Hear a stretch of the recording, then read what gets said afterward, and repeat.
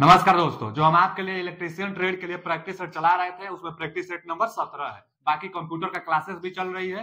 Computer का classes भी बीच बीच में हम देते रहेंगे। बाकी प्लेलिस्ट उसका अलग से है। जो प्रैक्टिस सेशन लेकर आते हैं इसका प्लेलिस्ट अलग से है, तो आप पढ़ते रहिए। चलिए क्वेश्चन की तरफ चलते हैं। प्रैक्टिस बहुत जरूरी है और एक सब्जेक्ट का नहीं, जितना सिलेबस में सब्जेक्ट है सबका प्रैक्टिस कीजिए आप। हिंदी हो, कंप्यूटर हो, रीजनिंग हो, हर एक चीज का, तभी आप नंबर ज्यादा लाएंगे। जितना ज्यादा उतना कंपटीशन बढ़ेगा। आप देखते हुए सब लोग तैयारी में है। चलिए पहला क्वेश्चन क्या है कि डीसी मोटर के निम्नलिखित में से किस हानि को स्थिर हानि माना जाता है। डीसी मोटर के निम्नलिखित में से किस हानि को स्थिर हानि माना जाता है। स्थिर हानि देखिए, जो डीसी मोटर होता है, पहले स्थिर हानि क्या होता है? Iron loss. आयरन लॉस और एक कॉपर लॉस आता है। तो यहाँ भी कॉपर लॉस दिया है तो यह वेरिएबल लॉसेस होता है कॉपर लॉस। यहाँ भी कॉपर लॉस दिया है तो कॉपर लॉस वेरिएबल लॉसेस होता है। अब मैकेनिकल लॉस भी तो वेरिएबल होगा ना। बच गए कि ऑप्शन साइथिल्य हानि, तो D option is right answer. साइथिल्य हानि क्या होता है? फिक्स होता है। साइथिल्य हानि को हिस्टेरिसिस हानि कहा जाता है। हिस्टेरिसिस हानि कहाँ आता है? तो भैया आयरन लॉस में। जो आयरन लॉस होता है, आयरन अथवा इसी को क्या कहते हैं हम लोग? कोर लॉस कहते हैं। तो जो आयरन अथवा कोर लॉस होता है यह hysteresis loss, hysteresis plus hysteresis plus eddy current losses. तो इसको हम लिख देते हैं hysteresis plus eddy current losses, तब PH plus PE. Eddy current losses hysteresis losses का योग कोर लॉस अथवा आयरन लॉस कहलाता है और यह फिक्स होता है। तो यही हिस्टेरिसिस को हिंदी में दिया है साइथिल्य हानि। तो साइथिल्य हानि भी फिक्स होगा। आर्मेचर जो कॉपर का होता है, कॉपर वाला तो वेरिएबल होता है। एक बात और जानिए, डीसी मोटर की बात कर रहे हैं। डीसी जो मशीन होती है उसमें मैकेनिकल लॉस होता है। तो मैकेनिकल लॉस दो चीजों का कॉम्बिनेशन होकर बनता है। पूछता है मैकेनिकल लॉस किसके बराबर है, तो दो ऑप्शन देगा। तो जो मैकेनिकल लॉस होती है friction loss, friction loss plus windage. Windage जो हवा के कारण जो लॉसेस बनती है मोटर और जनरेटर में, तो windage losses plus friction losses का योग मैकेनिकल हानि कहलाता है। अब मैकेनिकल हानि प्लस आयरन हानि, ध्यान से देखिए, जो आयरन लॉस है ना, यह iron loss plus mechanical loss दोनों का कॉम्बिनेशन स्ट्रे लॉसेस कहलाता है। एकदम क्वेश्चन ये सब पूछता है स्ट्रे लॉस किसके समतुल्य है। तो stray loss iron plus mechanical loss के समतुल्य है। फिर क्वेश्चन पूछता है मैकेनिकल लॉस किसके समतुल्य है। तो मैकेनिकल लॉस विंडेज लॉस और फ्रिक्शन लॉस के समतुल्य है। अब बाकी जो यह होता है आयरन लॉस, यह कांस्टेंट लॉस होता है। तो क्वेश्चन यहां से बनता है लॉसेस से। चलिए आगे चलते हैं। अगला क्वेश्चन क्या है, इसका कौन सा जवाब सही था? ट्रिक लगाया ना, हाँ, D option is right answer. अगला क्वेश्चन, वोल्टेज ग्रेडिंग का अर्थ है। वोल्टेज ग्रेडिंग केबल का किया जाता है। जो केबल होते हैं उनका जो इंसुलेशन होता है उनको ग्रेडिंग की जाती है। Capacitance grading, strength grading. Grading करने से वोल्टेज को सहन कर सकता है। तो देखिए, वोल्टेज ग्रेडिंग का अर्थ है कि तार माने केबल बिना किसी क्षति के रिक्त स्थान को झेलेगा, तो वोल्टेज को झेलेगा। 3 गुना वोल्टेज, आधे वोल्टेज की 2 गुना वोल्टेज की दी गई वोल्टेज, तो नहीं, दी गई वोल्टेज को ही झेलेगा। जैसे जो केबल होता है, अंडरग्राउंड केबल मैक्सिमम 66 केवी तक भी ज्यादा प्रयोग किया जाता है। तो 66 केवी वोल्टेज भी बहुत ज्यादा है। तो जो उसका इंसुलेशन होगा, इंसुलेशन उतना वोल्टेज झेल सके, इसलिए ग्रेडिंग की जाती है। सबसे ज्यादा इंपोर्टेंट जो ग्रेडिंग होता है कैपेसिटेंस ग्रेडिंग भी होता है। तो ग्रेडिंग वोल्टेज को झेलने के लिए, तो वोल्टेज दी गई वोल्टेज को झेलने के लिए ग्रेडिंग की जाती है। तो वोल्टेज ग्रेडिंग वोल्टेज को झेलने के लिए। इसका कौन सा option? D option is right answer. अगला क्वेश्चन क्या है कि 16 एम्पियर के 3 पिन सॉकेट। पहले तो जो 16 एम्पियर आपको दिखाई दे रहा है, 16 एम्पियर सॉकेट का प्रयोग पावर सॉकेट के रूप में किया जाता है। जो पावर सॉकेट होता है ना, 3000 वाट 2 पॉइंट बना सकते हैं, वहां पर 16 एम्पियर का सॉकेट का इस्तेमाल किया जाता है। तो 16 एम्पियर 3 पिन आउटलेट पॉइंट के लिए कितने वाट की पावर रेटिंग अनुशंसित की जाती है? तो जो पावर सर्किट होता है उसके लिए जो सॉकेट का इस्तेमाल किया जाता है 16 एम्पियर, और इसका वाटेज जो फिक्स किया गया है 1000 वाट फिक्स किया गया है। और जो 6 एम्पियर का होता है ना, इसका देखेंगे तो 100 वाट, कहीं कहीं पर 60 वाट भी दे देता है।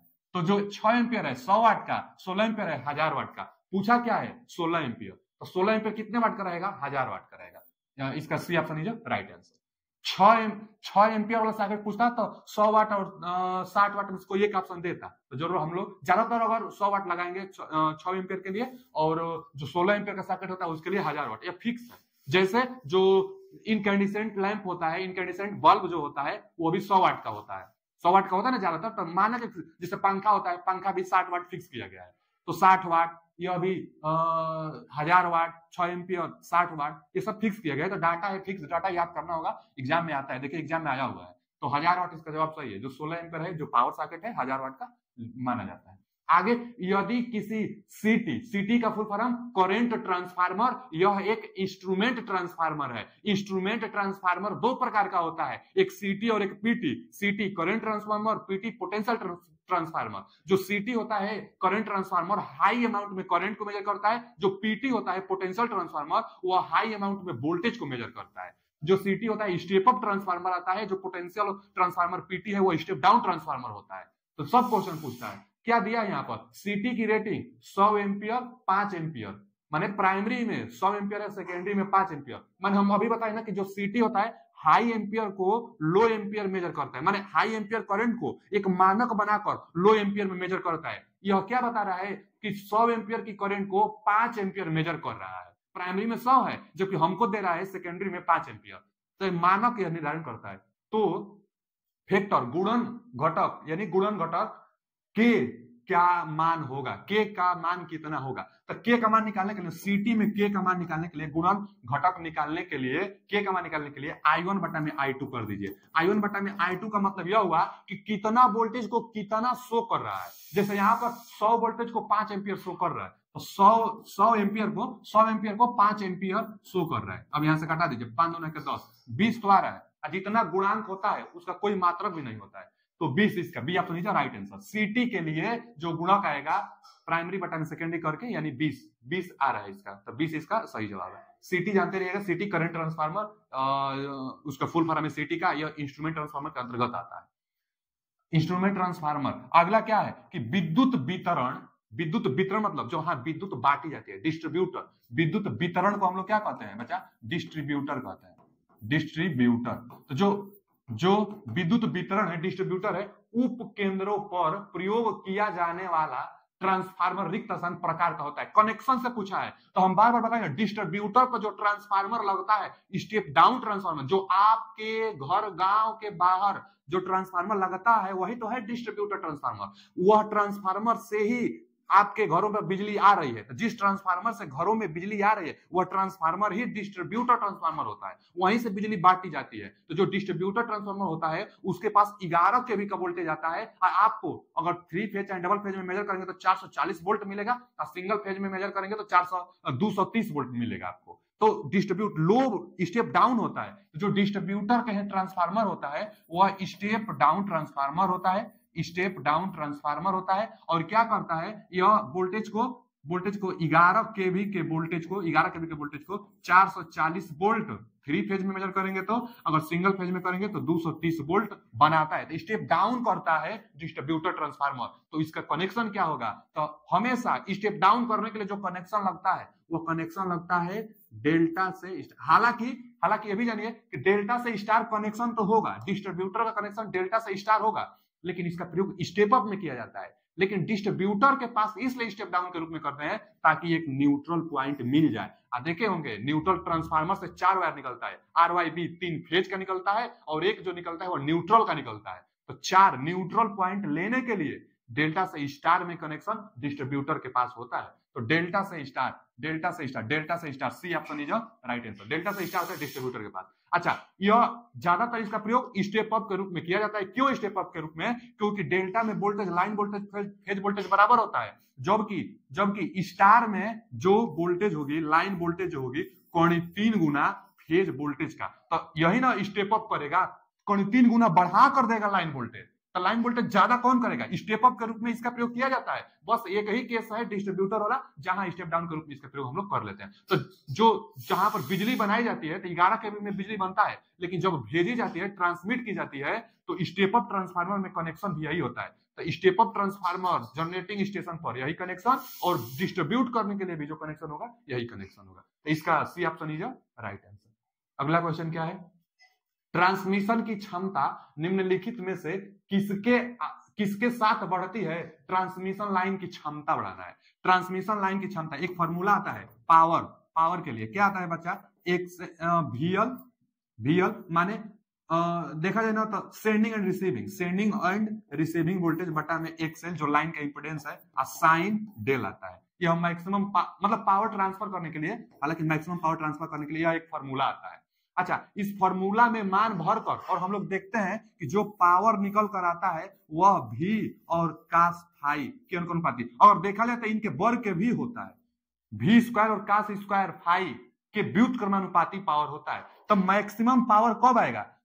मैक्सिमम, हालांकि यहाँ पर जो पावर आता है ना वह लॉसेस से निकल कर आता है, लॉसेस के लिए निकल कर आता है, क्योंकि P बराबर V I cos phi, P बराबर वी आई कास फाई, वहीं से हम लोग निकालते हैं। तो यह भी square cos square phi losses के पद में आता है। पावर जो होता है यहाँ लॉसेस होता है। तो अब बताइए, जब ज्यादा वोल्टेज करेंगे, जितना ज्यादा वोल्टेज करेंगे उतना लॉसेस कम होगा। जितना ज्यादा कास फाई करेंगे, पावर फैक्टर, कास फाई को पावर फैक्टर, तो जितना ज्यादा पावर फैक्टर होगा, मतलब यूनिटी के आसपास पावर फैक्टर होगा, तो लॉसेस भी कम से कम होगा। और लॉसेस कम से कम होगा तो इफिशियंसी ज्यादा से ज्यादा बढ़ेगा। तो इफिशियंसी बढ़ेगा, इसका मतलब वोल्टेज बढ़ाइए, कास फाई पावर फैक्टर बढ़ाइए। पावर फैक्टर कितना मैक्सिमम हो सकता है? तो पावर फैक्टर मैक्सिमम 1 हो सकता है। इसीलिए कहा जाता है कि पावर फैक्टर यूनिटी जितना रहेगा उतना अच्छा रहेगा। क्यों? क्योंकि पावर फैक्टर यूनिटी होने से लॉसेस कम से कम होता है। तो लॉसेस ग्रिड को, जो ग्रिड मतलब जो सप्लायर होते हैं, उनको लॉसेस कम से कम ही होना चाहिए कि लॉसेस कम से कम हो। तो क्या इसका जवाब कौन सा होगा? वोल्टेज बढ़ती है लेकिन पावर फैक्टर घटता है तो नहीं, वोल्टेज बढ़ेगी पावर फैक्टर घटेगा तो कोई बैलेंस नहीं है ट्रांसमिशन लाइन के लिए। देखिए ना, ट्रांसमिशन लाइन की क्षमता किसके साथ बढ़ेगी? तो वोल्टेज बढ़ेगा और पावर फैक्टर बढ़ेगा तो लॉसेस कम होगा, क्षमता बढ़ेगा, यानी दोनों बढ़ना चाहिए। तो वोल्टेज और पावर फैक्टर दोनों घटता है, गलत दिया है। वोल्टेज घटती है लेकिन पावर फैक्टर बढ़ता है, गलत दिया है। वोल्टेज के साथ पावर फैक्टर दोनों बढ़ते हैं, तो ये सही जवाब है। इसका D option is right answer. Voltage और पावर फैक्टर दोनों जब बढ़ेगा तो लॉसेस कम होगा, दोनों जब बढ़ेगा तो लॉसेस कम होगा, और लॉसेस कम होगा तो एफिशिएंसी बढ़ेगा। एफिशिएंसी कब बढ़ेगा? तो जब पावर फैक्टर और वोल्टेज दोनों बढ़ेगा। तो इसका D option is right answer. कई बार क्वेश्चन यह पूछ लेता है कि ट्रांसमिशन लाइन की लॉसेस वोल्टेज पर कैसे निर्भर करते हैं? तो वोल्टेज के वर्ग के व्युत्क्रमानुपाती निर्भर करती है। अब पूछ लेते हैं कि पावर फैक्टर पर किस प्रकार निर्भर करता है? तो जो लॉसेस होता है, ट्रांसमिशन लाइन का लॉसेस पावर फैक्टर के वर्ग के व्युत्क्रमानुपाती होता है। तो यहां से यह भी संबंध पूछता है, जितना ज्यादा होगा लॉसेस कम तो एफिशिएंसी ज्यादा होगी। अगला क्वेश्चन क्या है कि यदि डायरेक्ट कनेक्टेड डेल्टा मोटर, देखिए ना, यदि डायरेक्ट कनेक्टेड डेल्टा मोटर का शुरुआती बल आघूर्ण 100% हो, डेल्टा कनेक्टेड मोटर है, उसका जो बल आघूर्ण दिया है 100% है, तो star connected 3 phase induction motor की शुरुआती बल आघूर्ण की प्रतिशत क्या होगी? देखिए, एकदम भूलिएगा मत, बहुत इंपोर्टेंट यह पॉइंट है कि बच्चा, जो टार्क होता है स्टार के लिए, वह डेल्टा का जो भी टार्क होगा उसका 1/3 होगा। डेल्टा में जो टार्क होगा, डेल्टा कनेक्ट इंडक्शन मोटर के लिए है भी, इंडक्शन मोटर में जो डेल्टा का टार्क होता है उसका 1/3 कर देंगे तो स्टार में टार्क आएगा। अब वोल्टेज के लिए 1/3 की जाती है, स्टार में वोल्टेज पाने के लिए 1/3, लेकिन टार्क पाने के लिए 1/3 की जाती है। तो स्टार में टार्क पाने के लिए 1/3 किया जाता है। अब वही क्वेश्चन है कि डेल्टा में शुरुआती जो बलाघूर्ण मतलब टार्क है 100% है, तो स्टार में टार्क कितना हो जाएगा? तो 3 कर देंगे तो स्टार में टार्क मिल जाएगा। स्टार में टार्क हमको चाहिए तो डेल्टा का 1/3 करेंगे। दिया है कि डेल्टा में कनेक्टेड में 100% बलाघूर्ण है, 100% है, हमको 3 कर देंगे ना तो स्टार में मिल जाएगा। यानी 100/3 क्या होता है? 33/1/3, 33/1/3% है। यानी ये option B option is right answer.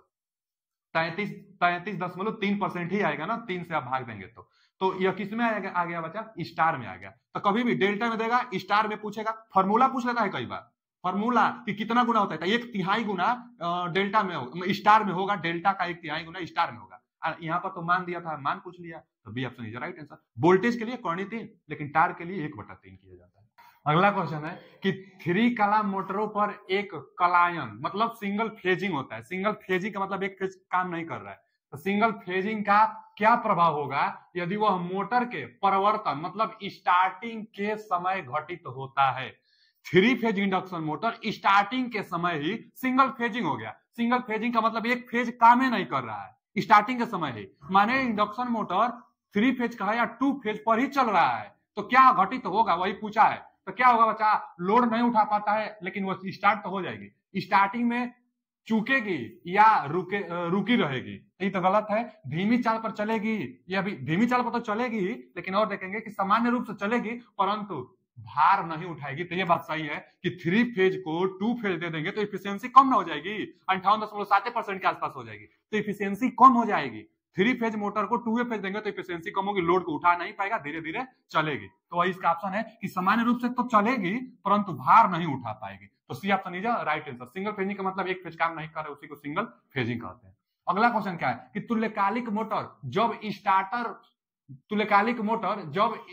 Start की जाती है तब फील्ड वाइंडिंग प्रारंभ में, ए बच्चा, तुल्यकालिक मोटर जब स्टार्ट की जाती है तो फील्ड वाइंडिंग प्रारंभ में क्या होता है?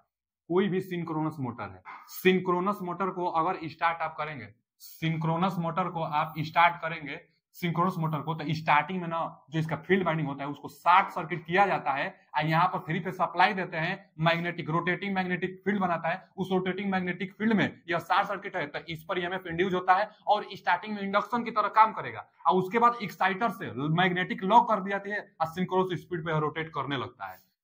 तो पूछा है कि सिंक्रोनस मोटर को स्टार्ट करते समय फील्ड बाइंडिंग को प्रारंभ में क्या किया जाता है? तो शॉर्ट किया जाता है। फील्ड बाइंडिंग को प्रारंभ में शॉर्ट किया जाता है तो लघुपतित होती है, यही सही है। खुला परिपथ और यह डीसी सोर्स से उत्तेजित की जाती है तो स्टार्टिंग में उत्तेजित नहीं की जाती है, बाद में लॉकिंग करने के लिए उत्तेजित की जाती है, उसके बाद सिंक्रोनस स्पीड से रोटेट करता है। इनमें से कोई नहीं तो इसका A option is right answer. Short circuit starting में फील्ड बाइंडिंग को किया जाता है, बाद में एक्साइट देकर सिंक्रोनस स्पीड पकड़ा दी जाती है।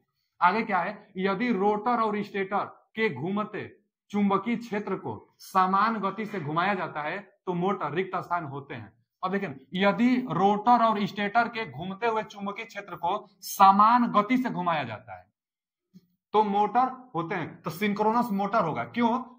क्योंकि रोटर को और स्टेटर को चुंबकीय क्षेत्र से, चुंबकीय क्षेत्र सिंक्रोनस स्पीड पर गति करता है तो चुंबकीय क्षेत्र सिंक्रोनस स्पीड से रोटेट करता है और चुंबकीय क्षेत्र जो उसका स्पीड है वही स्टेटर चाहे जो रोटर है, रोटर को स्टेटर के चुंबकीय क्षेत्र पर माने सिंक्रोनस स्पीड पर घुमाया जाता है तो वही तो होगा, सिंक्रोनस मोटर तो होगा। सिंक्रोनस मोटर में ही जो रोटर होगी सिंक्रोनस स्पीड पर रोटेट करेगी तो सिंक्रोनस मोटर होगा। तो मोटर सिंक्रोनस मोटर होते हैं, B option is right answer. अगला क्वेश्चन क्या है कि 200 वोल्ट एसी 10:1 टर्न अनुपात ट्रांसफार्मर को गलती से 200 वोल्ट डीसी सप्लाई से जोड़ दिया जाता है तो परिणाम स्वरूप रिक्त स्थान है। तो ए बच्चा, 200 वोल्ट एसी को इतना अनुपात ट्रांसफार्मर को गलती से 200 वोल्ट डीसी सप्लाई से जोड़ दिया जाता है, माने ट्रांसफार्मर को जब डीसी सप्लाई से जोड़ा जाता है तो क्या घटित होगा, यही पूछ रहा है।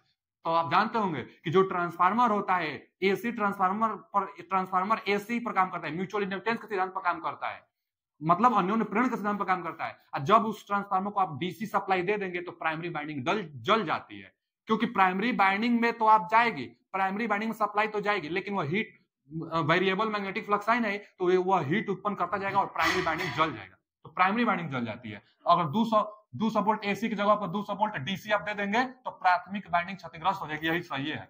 प्राइमरी बाइंडिंग ट्रांसफार्मर को एसी के बजाय डीसी देंगे तो प्राइमरी बाइंडिंग जल जाती है, जानते रहिएगा। आगे क्या है, पीसीएम का अर्थ क्या है, फुल फॉर्म पूछा है पीसीएम का। तो पीसीएम का फुल फॉर्म अगर पूछा ना तो पल्स कोड मॉड्यूलेशन, इसका पीसीएम का C option is right answer. यह ड्राइव में हम बताए थे, इसके बारे में बहुत अच्छी तरह से थ्योरी जाकर पढ़िए। पल्स कोड मॉड्यूलेशन, यहाँ तो फुल फॉर्म पूछा है तो पल्स कोड मॉड्यूलेशन पीसीएम का फुल फॉर्म होगा, पल्स कोड मॉड्यूलेशन। अगला क्वेश्चन क्या है कि एकल फेज मोटर में सहायक बाइंडिंग का सामान्य प्रतिरोध क्या होगा। अब देखिए ना, एकल phase motor, single phase motor में एक्सिलरी बाइंडिंग, सहायक बाइंडिंग को एक्सिलरी बाइंडिंग चाहे स्टार्टिंग बाइंडिंग, दो बाइंडिंग होती है, एक तो होता है रनिंग बाइंडिंग, एक होता है स्टार्टिंग बाइंडिंग। तो स्टार्टिंग बाइंडिंग को एक्सिलरी बाइंडिंग कहते हैं, एक्सिलरी बाइंडिंग चाहे स्टार्टिंग बाइंडिंग, इसमें ज्यादा टर्न होता है और इसका प्रतिरोध भी ज्यादा टर्न होगा तो प्रतिरोध ज्यादा, पतला वायर ज्यादा टर्न प्रतिरोध ज्यादा होता है स्टार्टिंग बाइंडिंग का। और यह एक होता है, यह रनिंग बाइंडिंग होता है। रनिंग बाइंडिंग में क्या होता है ना कि कम टर्न होता है, मोटा वायर, रेजिस्टेंस इसका कम होता है। तो स्टार्टिंग बाइंडिंग चाहे एक्सिलरी बाइंडिंग का प्रतिरोध ज्यादा होगा रनिंग के अपेक्षा। और दोनों बाइंडिंग एक दूसरे से 90 अंश पर होते हैं, यह भी क्वेश्चन पूछ लेता है। यहाँ पर रोटर होता है और यहाँ पर सप्लाई हम लोग क्या करते हैं, सप्लाई देते हैं इसको। यहाँ पर क्या लगता है, कैपेसिटर भी लगता है। तो कैपेसिटर किसके सीरीज में, एक्सिलरी बाइंडिंग चाहे स्टार्टिंग बाइंडिंग के सीरीज में लगता है। पूछा है सिंगल फेज में सहायक बाइंडिंग, माने इसको सहायक बाइंडिंग का सामान्य प्रतिरोध क्या होगा, तो सामान्य प्रतिरोध इसका ज्यादा होगा, इससे तो ज्यादा होगा। मध्यम होगा, गलत है। मुख्य बाइंडिंग के संदर्भ में तुलनात्मक रूप से उच्च, तो यही सही है। मुख्य बाइंडिंग किसको कहेंगे, इसको रनिंग बाइंडिंग को मुख्य बाइंडिंग कहेंगे। तो मुख्य बाइंडिंग से ज्यादा होता है क्योंकि पतला टर्न, ज्यादा टर्न और पतला वायर होता है, इसलिए ज्यादा होता है। तो B option is right answer. अगला क्वेश्चन क्या है कि घरेलू फ्रिज में उपयोग की जाने वाली मोटर निम्नलिखित में से कौन सी है।